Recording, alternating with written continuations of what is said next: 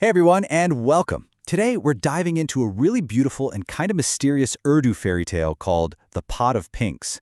You're going to want to stick around for this one because it's full of curses, hidden identities, and a very, very special pot of flowers that holds an absolutely incredible secret. So, to kick things off, let me ask you this.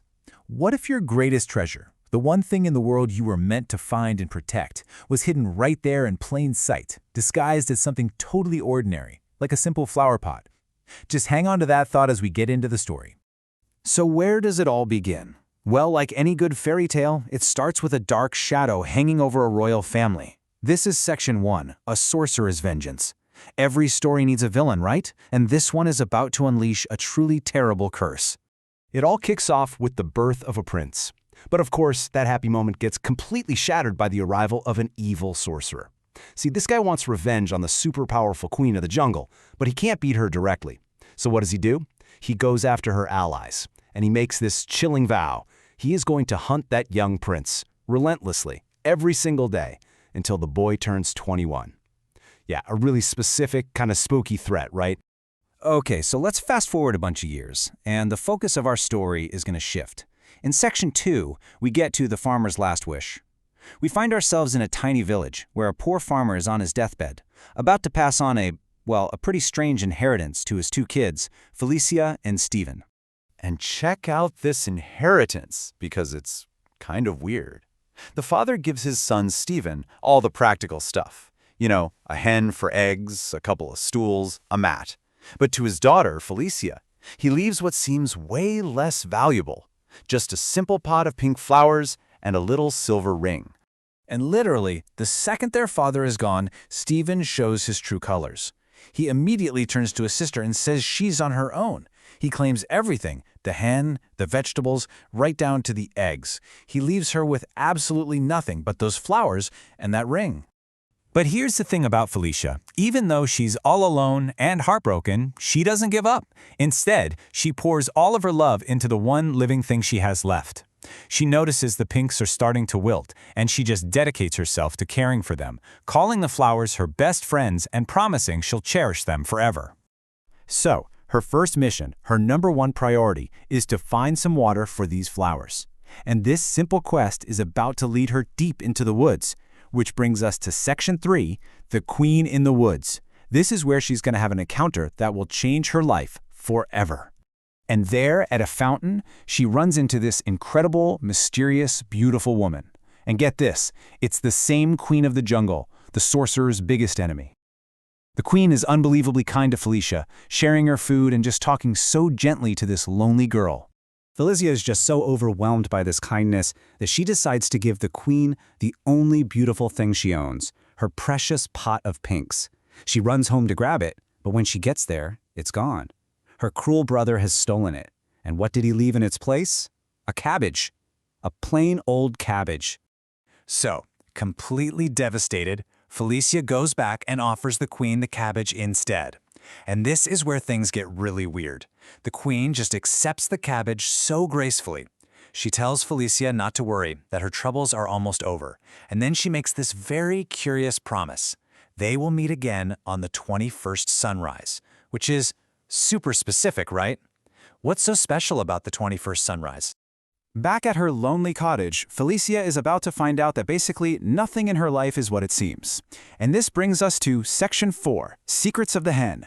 This is where the truth finally starts to bubble to the surface.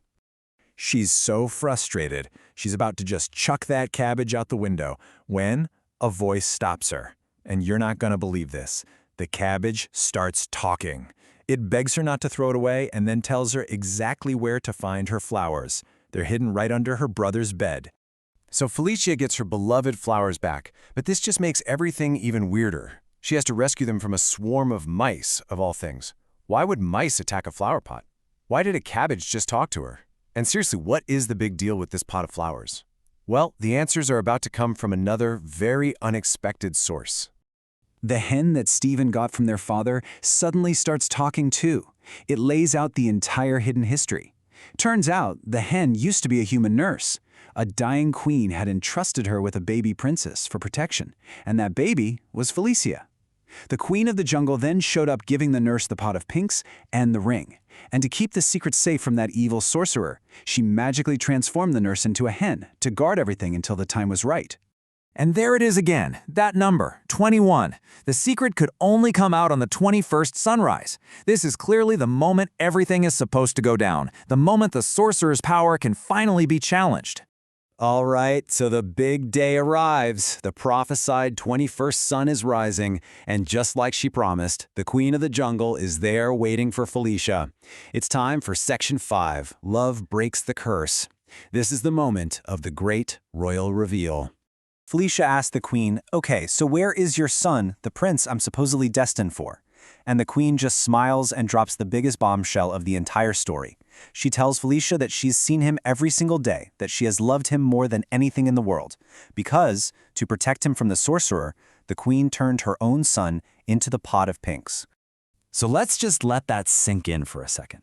The pot of flowers was never just the plant. It was the prince himself, hidden in an enchanted form. He was placed near Felicia so that her pure, selfless love could act like a shield, protecting him until he finally came of age. And once you know that, everything suddenly makes perfect sense. Remember those mice trying to get to the pot? That was the sorcerer's army, trying to destroy the prince. But Felicia's love created this magical shield they just couldn't get through. So now, on his 21st birthday, the prince is changed back into his human form, and the sorcerer's curse is finally, totally broken. So wow, Felicia is a princess, the prince is safe, but before we get to the happily ever after, there's one last choice to be made. And that brings us to our final section. A princess forgives. What on earth are they going to do about her cruel brother Stephen? The Queen of the Jungle turns to Felicia and asks her a very simple, very direct question. After everything he did, stealing from her, abandoning her, just being awful, how should he be punished? And this, for me, is the most powerful moment in the whole story. Felicia's answer is just incredible. She asks for mercy. She says, "I forgive him." She's so filled with joy and gratitude that she just can't stand the thought of anyone else suffering, not even him. She just wants everyone to be happy. And this act of forgiveness is so powerful, it actually transforms her brother into a kind person. The nurse is turned back into a human, and everything is set right. You see, the story shows us that it isn't just romantic love that breaks curses. It's forgiveness that truly defeats cruelty. Which leaves us with one last thought to chew on. In a world full of sorcerers and enchantments, is forgiveness the most powerful magic of all?